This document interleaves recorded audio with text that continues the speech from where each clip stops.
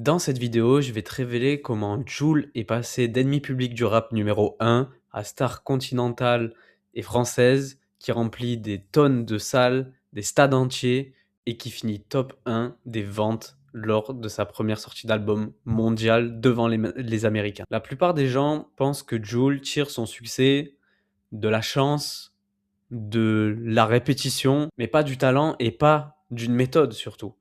Je vais te révéler dans cette vidéo ce que personne ne sait et ce que tes concurrents ne veulent pas savoir aussi, c'est la méthodologie de copywriting qu'a utilisée Jul pour devenir numéro 1 de la niche rap français. Si je te dis ça, c'est parce que Jul a appliqué les mêmes techniques que David Ogilvy, un des pères de la publicité moderne, qui cite: le public ressemble davantage à vos voisins et à vos proches. David Ogilvy, c'est un des plus grands copywriters de l'histoire. Il avait une entreprise et une fortune cotée à plus de 100 à 150 millions d'euros au moment de son décès, et c'est le père fondateur de la publicité moderne. C'est quelqu'un que j'ai étudié pendant plus de 300 heures en 2025, et aujourd'hui, je vais te révéler les secrets de cette personne-là et que Joule a appliqué également, sans qu'on le sache, à sa stratégie marketing et qui l'a fait passer numéro 1. Et Joule a utilisé 3 piliers de copywriting des années 50 pour développer sa communication et se faire un nom à travers les réseaux sociaux. Le premier point, c'est la loi de la simplicité brutale. C'est une des règles de copywriting les plus importantes et qui était notamment plus importante dans les années 50 parce que tout le monde utilisait le même canal d'acquisition. Il y avait que la télé, les panneaux publicitaires et les pubs dans les magasins, tout simplement. Donc ça veut dire que tout le monde avait les mêmes canaux d'acquisition, donc tout le monde utilisait les mêmes stratégies, on va dire, pour mettre en avant son produit. Et du coup, tu étais obligé de faire en sorte que ça soit très clair parce que vu que les gens étaient surchargés par ce même canal d'information et de publicité, si ton mécanisme n'était pas simple à comprendre, et ben, tu passais directement aux oubliés, tes concurrents, ils passaient cash devant toi en fait. Et c'est ce qu'il a fait Joule, il a préféré adopter une communication qui était comprise instantanément par le peuple et par la masse populaire pour être adoptée massivement. C'est ce que raconte la loi de la simplicité brutale, c'est qu'une idée qui est comprise instantanément, elle peut être adoptée massivement et elle rentre directement en fait dans la tête de tous les gens que tu vas toucher. Comment ça passe? Ça passe par utiliser des mots simples, des idées qui sont simplifiées et qui sont très courtes à comprendre. Pour moi, c'est le pilier qui explique pourquoi Jul, il touche autant de monde. C'est tout simplement que même s'il dit des dingueries sur ses réseaux, même si il n'a pas un vocabulaire extraordinaire, et ben en fait, ça touche la masse populaire, étant donné que la masse populaire n'est pas, même moi, je suis pas un savant fou, je suis pas un génie. Et ben forcément, quand tu me parles simplement, ça va me toucher, tout simplement parce que je suis comme les autres êtres humains, je suis pas un génie et donc on comprend ce qui est simple. Quand tu communiques sur tes réseaux, il faut que ça soit très simple. Je vais te montrer ça par la suite. D'abord, on va développer sa stratégie et après, je te montre comment tu peux l'adapter sur ta communication LinkedIn. Le deuxième point, ça a été un des plus importants aussi dans les années 50, c'est le refrain narratif. Comme je t'ai dit, on utilisait tous les mêmes, enfin je dis on, mais je n'étais pas né, donc on utilisait tous les mêmes points de communication et donc il fallait répéter, répéter, répéter les mêmes choses pour être vu, étant donné qu'il y avait toute la concurrence. Donc si tu voulais rentrer dans la tête des gens, il fallait répéter. Et c'est ce qu'il fait lui, il répète, il structure et il ancre ses idées en permanence pour devenir mémorable. Il fait des albums tous les 3 mois, il fait des tweets, il fait des posts Instagram. Même si on le voit pas trop dans la vraie vie, on sait pas ce qu'il fait, il fait quand même des trucs, on le voit toujours faire quelque chose. Il fait toujours quelque chose, il se fait une sponsor, il fait un concert, il y a toujours quelque chose, on parle H24 de lui. Et au-delà de ça, dans sa communication, il utilise toujours les mêmes expressions, il a toujours les mêmes schémas de pensée. En interview, il raconte sensiblement les mêmes choses. Il a même créé un beat qui est reconnaissable, donc la type Joule, c'est-à-dire que le mec a quand même changé les codes d'un genre qui est le rap en fait. Et ça fait qu'il a créé un style d'instru qui est un peu reggaeton sur un rythme reggaeton, mais avec des pianos un peu électroniques et ça fait que quand des autres artistes font ça, on dit: «Ah ouais, mais c'est de la type Joule, en fait». Donc ça veut dire que le type a carrément changé un genre, tellement il a martelé son savoir et tellement il a sorti de son avec la même chose, avec la même recette, qu'il a réussi à créer son propre genre limite. Donc vous voyez la puissance d'être toujours là, d'être toujours présent, de poster. Je vous parle pour LinkedIn, hein, mais vous voyez, lui, il poste tout le temps, il fait tout le temps des sons, il fait tout le temps des albums. C'est un des leviers de copywriting qui fait que vous allez exploser tout simplement en répétant les mêmes expressions, en ayant les mêmes schémas, les mêmes formats de posts, en créant quelque chose qui est reconnaissable et en le martelant. C'est comme ça que vous pouvez devenir reconnaissable. C'est ce que les copywriters appellent être sticky. Ils utilisaient ce terme au début du coup des années 50, mais quelques-uns l'emploient encore aujourd'hui. Il y a quelque chose que vous devez retenir de ce conseil, c'est soyez sticky. Et le dernier point, c'est une punchline totem. Donc vous l'avez vu, comme je vous ai dit, il a un jargon de fou, mais il y a des phrases qu'il martèle toute la journée. Et pour moi, c'est ça que tu dois adopter aussi. C'est une phrase forte qui va devenir ton identité, qui va être facile à répéter, qui va être facile à retenir et qui va déclencher une charge émotionnelle qui va être immédiate. Donc en général, qui va faire rire ou qui va avoir une référence à quelque chose. Donc vous voyez, c'est ce qui transforme en fait un message simple en un mouvement que tout le monde va reprendre. Donc pour Joule, je sais pas, il va pouvoir populariser des expressions de la région. Exemple, le sang, tu vois, à Marseille, on dit tu es le sang. Ben, lui, il a popularisé. Il y a des gens du Nord qui me disent tu le sens parce qu'ils savent que je suis Marseillais, mais parce qu'ils l'ont entendu avec Joule, par exemple. Et lui, il a fait ses propres expressions et merci la zone, que des trucs comme ça qu'il va répéter à chaque fois. Il va faire des produits dérivés.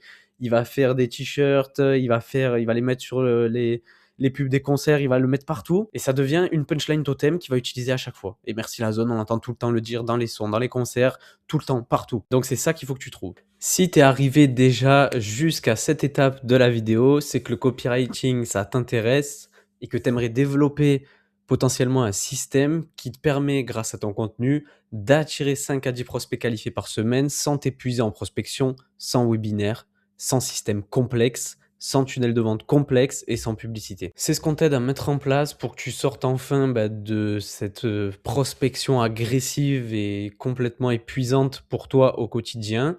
Si tu veux tenter ta chance parmi les candidats qui sont sélectionnés dans notre accompagnement, tu peux prendre un appel qui est offert de 10-15 minutes dans la description. On va pas te manger, c'est 100% offert.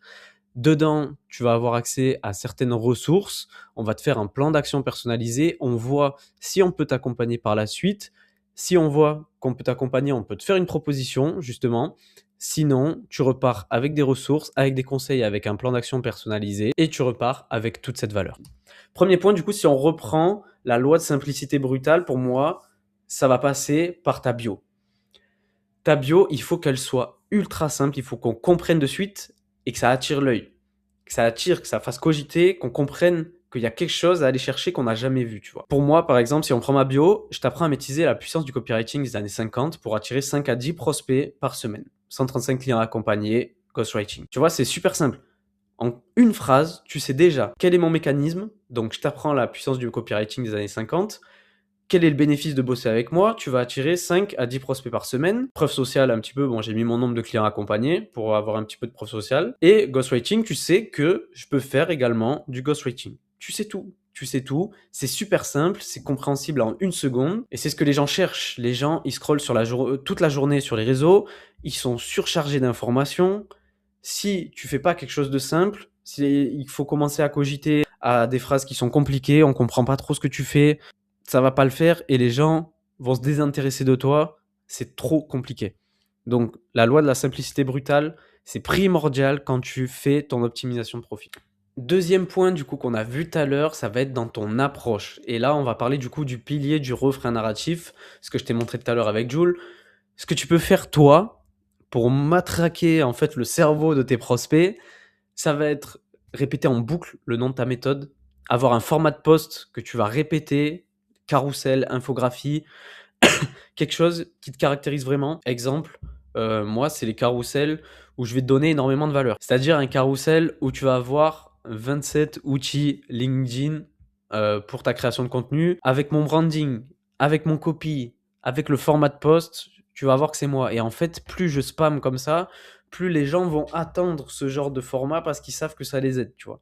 Donc c'est ça qu'il faut que tu comprennes, il faut que tu spammes un format de post et le nom de ta méthode. Il faut que tout le monde sache ce que c'est. Tu vois, moi, ma méthode, c'est Old Copy, donc j'essaye de le placer partout. Tout le monde doit se dire, putain, c'est quoi le Old Copy, tu vois. Et le mieux, ça c'est le top du top, c'est quand tu fais des posts bien précis, des jours bien précis. C'est-à-dire que moi, je fais un lead magnet tous les mercredis, par exemple, et ben mes prospects savent que tous les mercredis, il va y avoir un lead magnet. Donc, tu auras de la ressource gratuite le mercredi. Le mardi, je fais un carrousel de haute valeur. Tu sais que tous les mardis, tu vas repartir avec ta dose de valeur dans un carrousel. Donc ça, c'est vraiment le top. Quand tu peux faire un post bien précis pour des jours bien précis de la semaine, ça c'est génial. Et le fait de répéter ça, ça va rentrer dans la tête de tes prospects et ils vont comprendre au fur et à mesure la valeur que tu as. Toute ta méthode de nurturing va rentrer dans leur tête. Et le dernier point, du coup, la punchline totem, ça va être au niveau de ta méthode unique, je pense. Donc, tu vois, moi, je t'ai dit, c'est le hot copy. Mais pour Jules, c'est ses phrases totem et merci la zone, tout ça qu'il va mettre sur les produits dérivés. Toi, ça va être le nom de ta méthode que tu vas placer partout.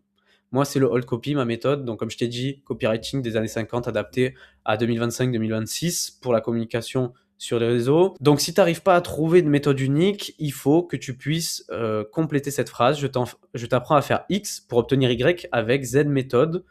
Donc, tu vas trouver un nom un petit peu particulier en fonction de ta méthode.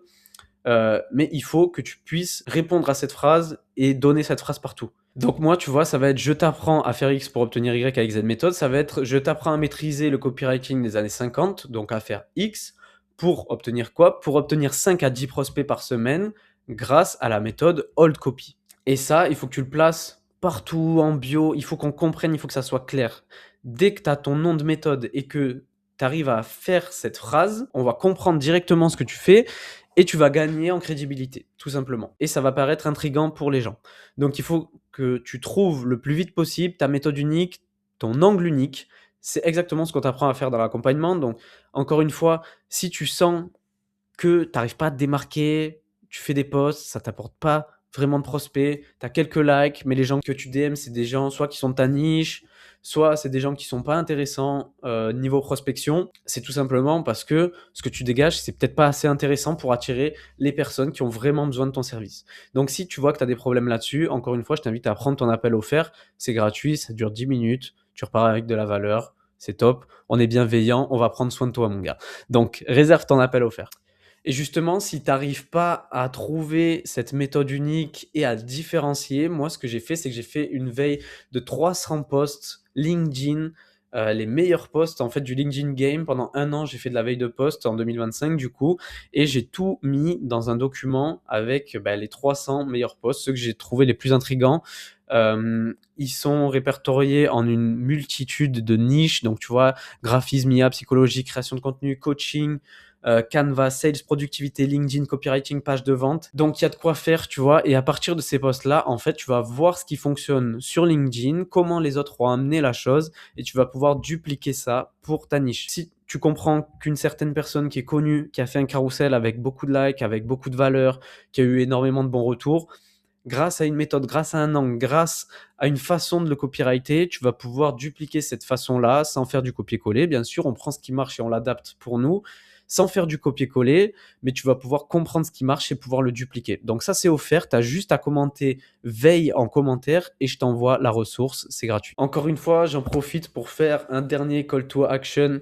Si jamais tu n'as pas encore réservé ton audit offert, ça dure 10-15 minutes, comme je t'ai dit. On t'offre des ressources comme celle que je viens de t'offrir juste avant, 100% gratuitement. Si tu as des problématiques au niveau de ta communication, que tu es surchargé au niveau de la prospection, tu envoies 30-40 messages de prospection par jour et tu vois que ça te saoule, c'est pas fait pour toi, tu as envie de faire autre chose, tu as envie de te consacrer à ta delivery, à tes clients, et ben je t'invite à ne pas rester dans cet engrenage qui est malveillant par lequel je suis passé aussi.